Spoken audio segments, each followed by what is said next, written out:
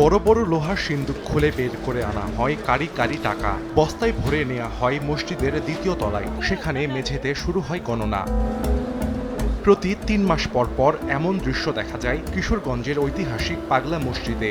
এর ধারাবাহিকতায় এবার ৪ মাস ১০ দিনের ব্যবধানে আবারও খোলা হয় মসজিদের সকল দান সিন্দুক। শনিবার সকাল 7:30টায় মসজিদের বিভিন্ন স্থানে রাখা ৯টি দান সিন্দুক ও একটি দান বাক্স থেকে শুরু হয় টাকা সংগ্রহ। এ সময় উপস্থিত ছিলেন জেলা প্রশাসক, পুলিশ সুপার সহ প্রশাসনের ঊর্ধ্বতন কর্মকর্তারা।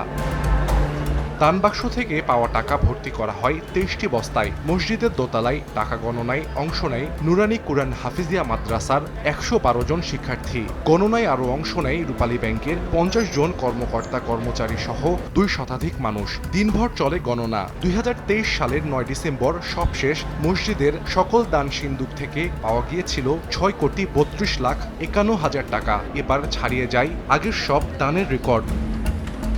দানের টাকা ব্যাংকে রাখা হয় মসজিদের নামে খোলা একটি অ্যাকাউন্টে। মসজিদ পরিচালনা কমিটি জানায়, দান থেকে পাওয়া টাকা থেকে ১১৫ কোটি টাকা ব্যয়ে নির্মাণের উদ্যোগ নেওয়া হয়েছে বহুতল মসজিদ কমপ্লেক্স। এই মসজিদের অর্থ বাইরে কোথাও অপচয়ের সুযোগ নাই। এখানে প্রতিটি পয়সার হিসাব রয়েছে।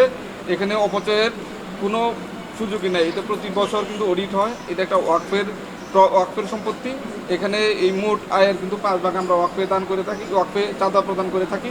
আর যে লভ্যাংশ যেগুলো ব্যাংক থেকে আসে, সেই লভ্যাংশগুলো আমাদের মসজিদ সরাসরি গ্রহণ করে না, সেগুলো এই অঞ্চলের মানুষেরই চিকিৎসা খাতে ব্যয় করা হয়। জনশ্রুতি আছে শহরের হারুয়া ও রাখোয়াইল এলাকার মাঝ দিয়ে প্রবাহিত নরসুন্দা নদীর মধ্যবর্তী স্থানে জেগে ওঠা চরে কোনো এক সময় বাস করত আধ্যাত্মিক এক পাগল সাধক। তার মৃত্যুর পর সেখানে নির্মিত মসজিদটি পরিচিতি পায় পাগলা মসজিদ হিসেবে। এই মসজিদে মানত করলে মনের আশা পূর্ণ হয়, এমন বিশ্বাস থেকে ধর্ম বর্ণ নির্বিশেষে অসংখ্য মানুষ দান করেন এই মসজিদে। বিশেষ করে প্রতি শুক্রবার ঢল নামে হাজার হাজার মানুষের। একটা মানত ছিল খাসি, এই জন্য এটা নিয়ে আসছে, এনে দিয়া আমরা চলে যাব। শুনছি এই জায়গায় মানত করলে নাকি মানত অনেক পূরণ হয়।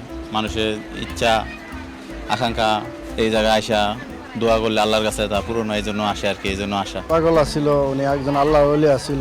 ওনার এখানে আসলে শান্তি লাগে বা মানত করলে মানত পূরণ হয়। শান্তি দিয়ে আমি পেলাম। যখন নামাজ পড়তে বসলাম তখন আমার অন্যদিকে কোনো কিছু লক্ষ্য নাই। ২০২৩ সালে পাগলা মসজিদের সকল দান সিন্দুক থেকে পাওয়া যায় ২১,৫৬,২০০০ টাকা। তবে মসজিদের তহবিলে মোট কত টাকা জমা হয়েছে তা প্রকাশ করেনি মসজিদ কমিটি। সময় সংবাদ, কিশোরগঞ্জ।